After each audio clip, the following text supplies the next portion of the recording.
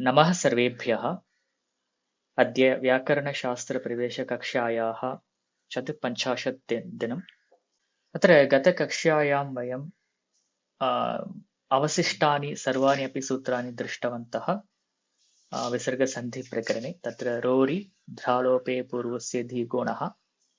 एताभ्यां सूत्राभ्यां तत्र रेफस्य लोपः, तथा यत्र रेफस्य लोपः भवति ततः पूर्वं विद्यमानस्य अन्वर्णस्य दीर्घः भवति इत्यपि दृष्टं। तत्र अन्वर्णो नाम अकारः, इकारः, उकारः अथवा तत्सदृशाः वर्णाः। एतद्वयं दृष्टवन्तः।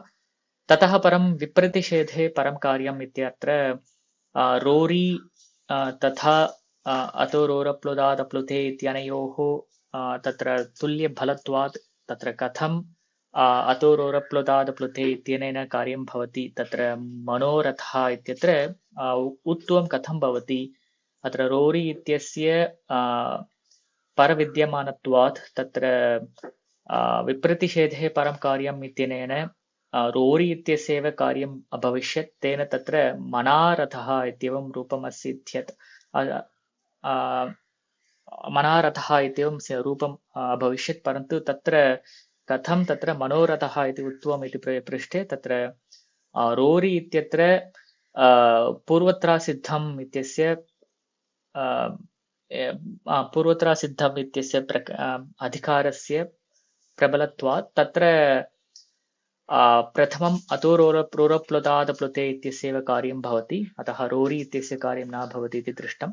अनन्तरम् अहन् इत्यत्र वस्तुतः प्रक्रिया तु सकारात् एव आरभ्यते। सकारस्य रुत्वं भवति, ततः परं विसर्गसन्धि प्रक्रिया प्रचलति इति दृष्टम्। तत्र क्वचित् यत्र शब्दानां विरूपः दृश्यते, यथा हहन् शब्दं स्वीकुर्मः चेत् तत्र नकारान्तः शब्दः अयम्। अतः तत्र सकारः एव नास्ति, तर्हि तत्र कथं विसर्गः इति पृच्छे तत्र अहन् इत्येवं एतादृशैः सूत्रैः तत्र ऋत्वविधानं भवति। तेन अहन् शब्दस्य अपि ऋत्वविधानं भवति, तेन अहरु इति रूपं भवति, अन्ते अहः अहोभ्याम् एवं रूपाणि भवन्ति इति दृष्टम्। पुनः रोसुपि इत्यत्र अहन् शब्दस्य एव यत्र सुप्रत्ययः नास्ति, तत्र अहन् शब्दस्य रेपः एव अवशिष्यते, रेपः एव भवति, न रु इति दृष्टं। तत्र उदाहरणम् अहरहः, तत्र अहर् अहः तत्र रेपः एव भवति, अहोहः इति एवम् उत्तमं न भवति। पुनः एतत् तदोः सुलोपो अकोरं एव समासे हलि इत्यनेन एतत् शब्दस्य तथा तत् शब्दस्य च सुलोपः भवति इति दृष्टम्। उदाहरणं हलिपरे स विष्णुः, एष शिवः इत्येवं वयम् उदाहरणानि दृष्टवन्तः। पुनः सोचि लोपे चेत् पादपूर्णं, यत्र पादपूर्णम् आवश्यकं तत्र यदि सः इत्यत्र सकारस्य लोपेन तत्र यदि पादपूर्णं सम्भविष्यति, यदि तद्वयम् इच्छामः तदानीं तत्र सकारस्य लोपं कर्तुं शक्नुमः इति सूत्रस्य अर्थः। तथा सेमां, सैषा एवं उदाहरणानि वयं दृष्टवन्तः। अद्य वयम् एकवारं विसर्गसन्धिप्रकरणस्य मूलपाठं वयं पश्यामः। अत्र विसर्गसन्धिप्रकरणे यद्यपि कानिचन सूत्राणि पूर्वतने प्रकरणे अस्माभिः पठितानि, तत्र यथा तद् विसर्जनीयस्य सः, एतानि सूत्राणि करवसानि विसर्जनीयः, एतानि सूत्राणि पूर्वतनप्रकरणे एव अस्माभिः पठितानि। अतः तानि विहाय अन्यानि अवशिष्टानि सूत्राणि विसर्गसन्धिप्रकरणे वयं पठिष्यामः। अत्र प्रथमं वा शरि, अत्र शरि शर् वर्णे परे विसर्गस्य पुनः विसर्गादेशः वा भवति इति अर्थः। विसर्गस्य विसर्गो वा इति। तत्र उदाहरणम् अरिहिष्येते, हरिष्येते इति उदाहरणद्वयम्। पुनः शर्परे विसर्जनीयः, पुनः शर्परे इत्येतत्तु खरि इत्यस्य विशेषणं भवति, अतः शर्परे खरि विसर्जनीयस्य विसर्जनीयः न तु अन्यत्। अत्र खरि कीदृशः खर्वर्णः, शर्परः खर्वर्णः नाम खर्वर्णात् परं शर्वर्णः अस्ति इति अर्थः। तादृश खर्वर्णस्य तादृश खर्वर्णे परे विसर्गस्य पुनः विसर्गादेशः एव भवति। उदाहरणं कहत्सरुः, अनन्तरं घनागणः, क्षोभणः इत्येवम् उदाहरणानि दृश्यन्ते। पुनः इह यथा यथं सत्वं जिह्वामूलयश्च न भवति। अत्र कहत्सरुः इत्यत्र विसर्जनीयस्य सः इत्यनेन सत्वं तथा घनाघणः क्षोभणः इत्यत्र पुनः जिह्वामूलयश्च न भवति, तदत्र उक्तम्। पुनः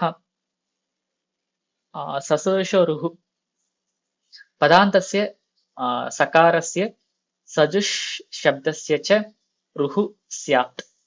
अत्र सकारस्य रुः भवति, सजुष् शब्दस्य अपि रुः भवति। अत्र सजुष् शब्दस्य इत्युक्ते तत्र सजुष् शब्दस्य शकारस्य स्थाने ऋत्वं भवति इति अर्थः।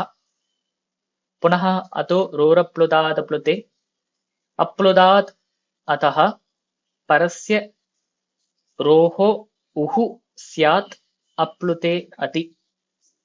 अत्र अप्लुतः अकारः, ततः परं रु, ततः परं रुः, ततः परं पुनः अप्लुत अकारः यत्र भवति तत्र रु इत्यस्य उकारः भवति इति अर्थः। उदाहरणं शिवोर्च्यः इति उदाहरणम्। पुनः हसि च तथा अश्वर्णे परे अपि उत्वं भवति। उदाहरणं शिवो वन्द्यः इति उदाहरणम्। अनन्तरं भो भगो अघो अपूर्वस्य योषि। अत्र एतत् पूर्वस्य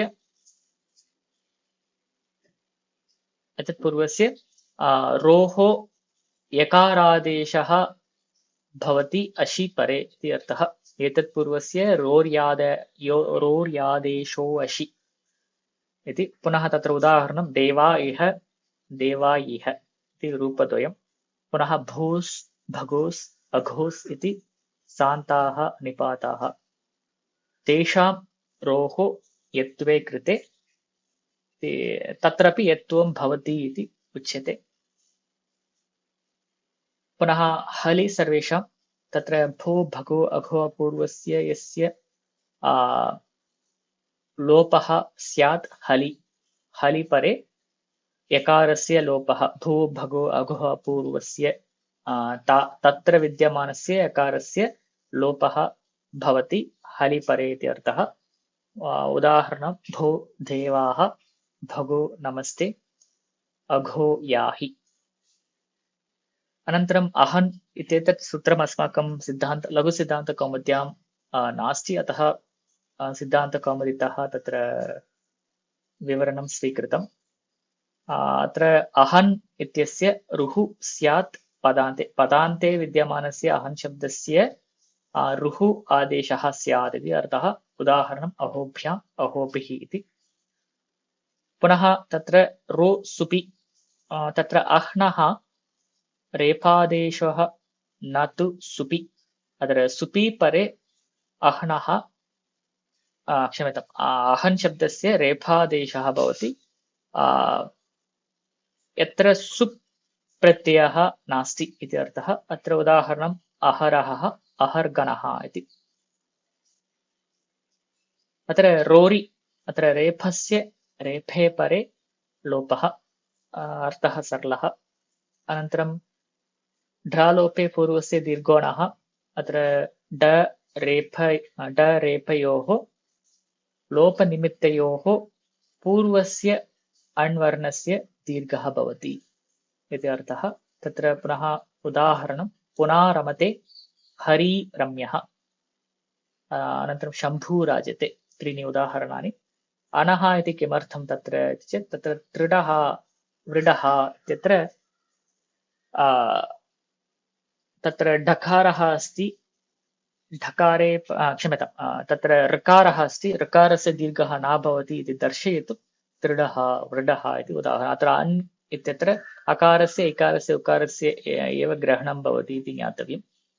पुनः मनस् रथ इत्यत्र ऋत्वे कृते हसि च इति उत्वे रोरि इति लोपे च प्राप्ते अत्र मनस् रथ इत्यत्र ऋत्वे कृते अत्र ससोषरुः इत्यनेन ऋत्वं भवति अतः मनरु रथ इति भवति तत्र किं भवति पुनः अशि च इति उत्वे तथा रोरि इति लोपे च प्राप्ते so when we get both of them उत्वम् and लोपः तदानीं किं भवति विप्रतिषेधे परं कार्यं तत्र तुल्यबलविरोधे परं कार्यं स्यात् so अनेन सूत्रेण तत्र परस्य एव कार्यं भवति इति लोपे प्राप्ते so according to this the lopa gets the precedence so रोरि इत्यस्य कार्यं करणीयं भवति इति अर्थः तत्र किं भवति पूर्वत्रासिद्धम् इति रोरि इत्यस्य असिद्धत्वात् उत्वमेव भवति अत्र पुनः पूर्वत्रासिद्धम् इत्यनेन रोरि इत्यस्य पूर्वत्र सपादसप्ताध्याय्यां तस्य असिद्धत्वात् पुनः उत्वमेव भवति अतः तत्र रूपं मनोरथः इति रूपम् अग्रे एतत् तदोः सुलोभो अकोर ञै समासे हलि अत्र अककारयोः एतत् तदोः यः सु तस्य लोपः हलि न तु नै समासे अत्र अककारयुक्त एतत् तत् शब्दरूपयोः लोपः भवति हल् वर्णे परे परन्तु नै समासे परे नास्ति इति अर्थः अत्र उदाहरणम् एष विष्णुः स शम्भुः इति पुनः अकोः इति किमर्थम् तत्र एषको रुद्रः इति उदाहरणम् यदि अकोः न भवति चेत् तर्हि तत्र एषकरुद्रः इति अभविष्यत् परन्तु तथा न मा भूत् इति एषको रुद्रः इति उदाहरणम् पुनः अनै समासे किम् अत्र असः शिवः इति अर्थः पुनः हलि इति किमर्थमस्ति एषो अत्र इति उदाहरणं तत्र अस्तु अग्रे सोचि लोपे चेत् पादपूरणं स इत्यस्य सूर्लोपः स्यात् अचि पादचेल्लोपे सत्येव पूर्येत अत्र लोपे सत्येव पूर्येत चेत् पादः चेत् अत्र लोपे सत्येव पूर्येत चेत् पादः पूर्येत पादः चेत् सः इत्यस्य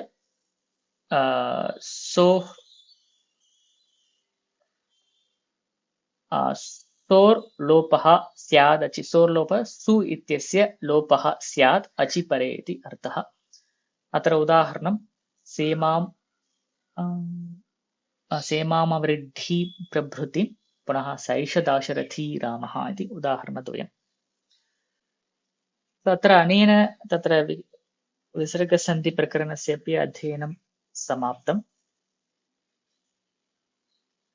अत्र अस्माभिः एकं स्मर्तव्यम् एतत् फ्लोचार्ट् वयं स्मरामः चेत् किञ्चित् सरलं भवति अत्र कार्यम् अथवा अधिकं चिन्तनीयं भवति एतत् स्मरामः चेत् पर्याप्तम् अत्र विसर्गसन्धिप्रकरणे तथा पश्यामः चेत् लघुसिद्धान्तकौमुद्यां प्रतिप्रकरणं एतादृश विषयः कश्चन भवति अच् प्रकरणं स्वीकुर्मः चेत् तत्र लघुसिद्धान्तकौमुदी क्रमशः पठनीयं पुनः आल्सन्धिप्रकरणं स्वीकुर्मः चेत् तत्र अष्टाध्यायी सूत्रक्रमानुसारम् अस्माभिः पठनीयं पुनः विसर्गसन्धिं स्वीकुर्मः चेत् एतादृशं फ्लोचार्ट् स्वीकृत्य पठनीयं तथा प्रतिप्रकरणं पश्यामः चेत् लघुसिद्धान्तकौमुद्यां यद्यपि सूत्रक्रमः कश्चन विद्यते लघुसिद्धान्तकौमुद्यां तथापि तत्र पठनरीतिः भिन्ना भवति साक्षात् वयं यदा वयं ट्रेडिशनल् इति स्वीकृत्य क्रमशः पठामः चेत् कदाचित् तत्र क्लिष्टं भवति अतः प्रतिप्रकरणं तत्र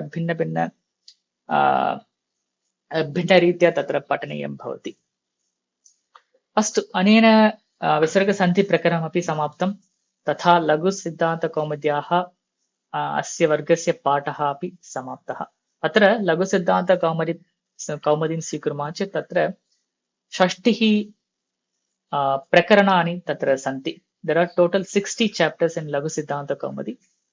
अत्र अस्मिन् वर्गे अस्माभिः 4 प्रकरणानि एव स्वीकृतानि. इतोपि अवशिष्टानि प्रकरणानि सन्ति. यदि समयः भवति चेत् वयम् अग्रिमवर्गे कर्तुं शक्नुमः. इदानीं 4 प्रकरणानि अस्मिन् वर्गे समाप्तानि अथवा समापितानि. अस्तु, धन्यवादः. वयं पुनः मिलिष्यामः.